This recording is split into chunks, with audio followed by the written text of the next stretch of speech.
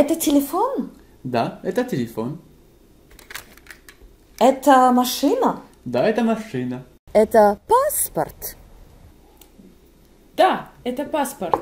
Да, это документ, это паспорт. Это кофе? Да, это кофе. Ага. А это кофе?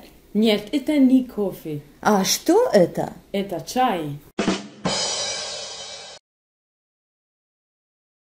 Comment poser en russe la question dite générale? Est-ce qu'il y a des tournures interrogatives, genre de est-ce que ou une inversion? Ok, il n'y a pas, mais comment on fait une question? Écoutez encore une fois. Это телефон? Это паспорт? Это journal? On pose une question en mettant une accentuation sur le mot, une accentuation interrogative sur le mot sur lequel on s'interroge. Et l'accentuation qui est en réalité une inflexion brusque de la voix. Ouais.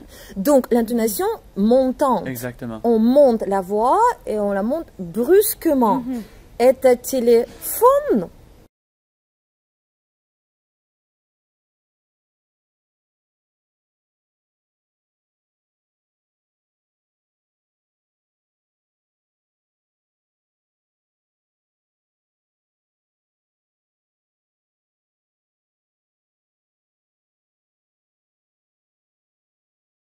Posez-moi une question sur cet objet-là.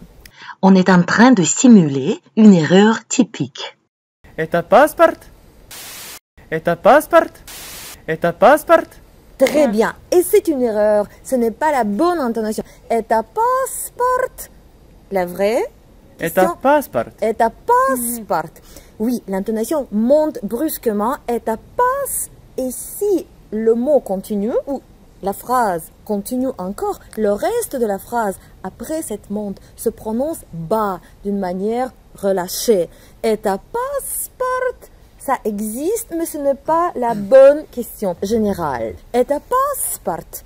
Это сигара. Это сигара? Это газета?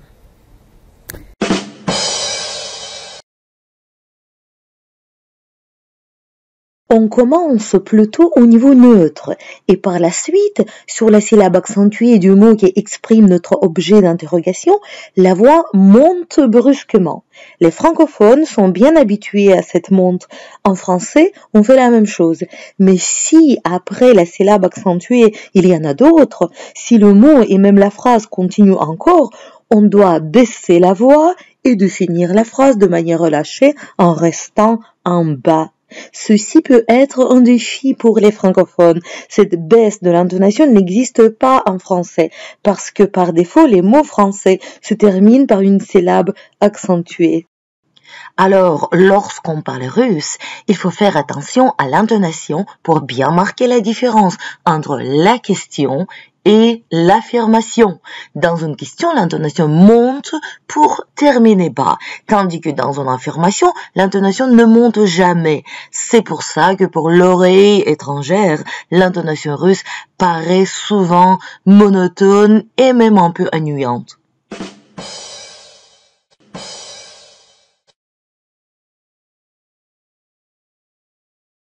Что это? Это паспорт? Что это?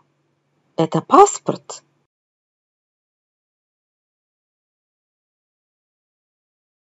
Это паспорт? Да, это паспорт. Да, это паспорт.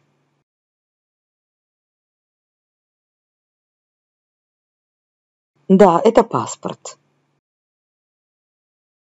Что это? Это газета? Что это? Это газета?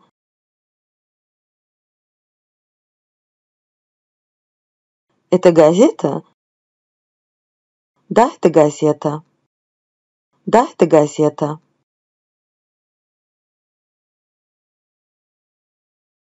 Да, это газета. Comment dire oui en russe? Да. Да. Да. Oui, c'est un citron. Да, это лимон. Oui, je suis une étudiante. Да, я студентка. Это телефон? Да, это телефон. Спасибо. Слушайте и анализируйте. Слушайте аутентичные фрагменты. Слушайте интонацию. Анализируйте контраст. Номер 1. Мама. Это мама? Я говорю, да. Это мама? Это мама. Это мама. Это мама? Это мама. Номер 2. Профессор. Это профессор Селезнев? Да. Это профессор Селезнев? Да, это профессор Плейшнер. Да, это профессор Плейшнер. Может быть, это профессор Олдингтон? Это профессор Олдингтон? Это профессор Плейшнер. Это профессор Селезнев? Это профессор Олдингтон? Номер 3. Вино. Это вино? Нет, это уксус. Это вино? Это же не водка, не паршивый коньяк. Это вино. Это вино. Это вино?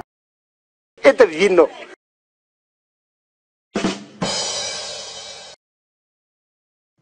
Спасибо. До свидания.